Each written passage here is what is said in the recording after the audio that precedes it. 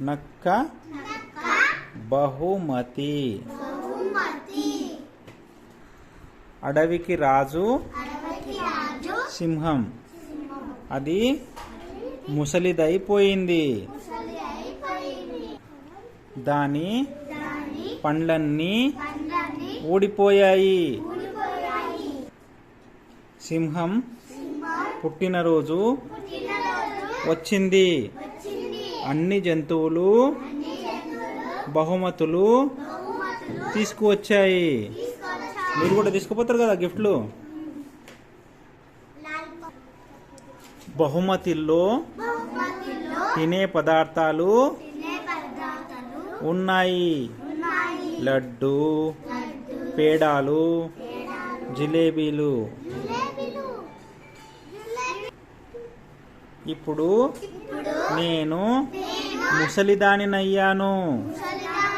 ఇవన్నీ తినలేను అని సింహం అన్నది.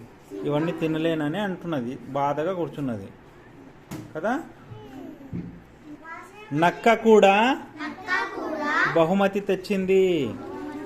తాను తెచ్చిన బహుమతిని సింహానికి ఇచ్చింది.